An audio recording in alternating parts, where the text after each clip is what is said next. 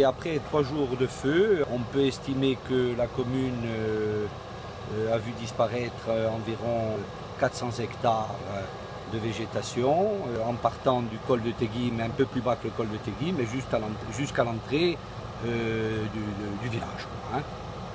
De la crête de Tegui, mais jusqu'au piémont, au piémont où sont plantées les vignes du village.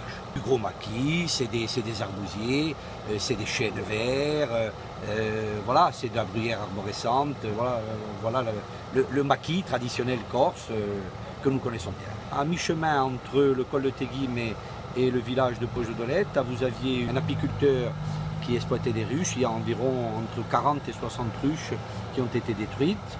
Ensuite, principalement, ce sont les vignes qui sont situées en pied de coteau, qui ont été en partie touchées par les flammes, mais bon, dans une proportion moindre, bien évidemment, puisque les vignes, par définition, c'est propre. Comme les sources ne sont pas situées sur cette partie du territoire, nous n'avons pas de dégâts à proprement parler pour les prises d'eau.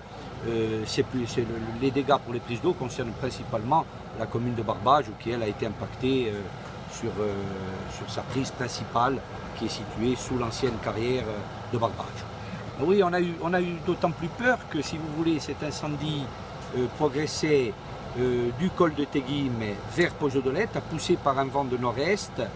Et la dernière péripétie, c'est quand il a franchi la dernière vallée avant le village, quand nous l'avons vu franchir l'arête. Alors là, on s'est inquiété. Bon, nous avons eu l'intervention massive des avions, et donc le feu a pu être stoppé. Il faut rester humble. D'abord, nous ne sommes pas les pompiers, nous les gens de la société civile, ou les élus d'ailleurs. Hein. Les pompiers ont fait leur travail. J'ai été présent au contact des hommes de troupe, du commandement pendant les 3 jours. J'ai passé les nuits debout à côté des commandants. Les gens ont beaucoup travaillé. Les hommes du feu ont fait leur travail, et ils ont bien fait leur travail.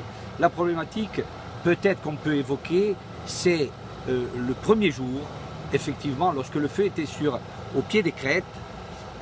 Là, nous avons malheureusement été victimes du départ des Canadair, qui ont été appelés sur un feu naissant à Herbajol, et le temps que les avions reviennent, le feu avait été sorti de l'ornière.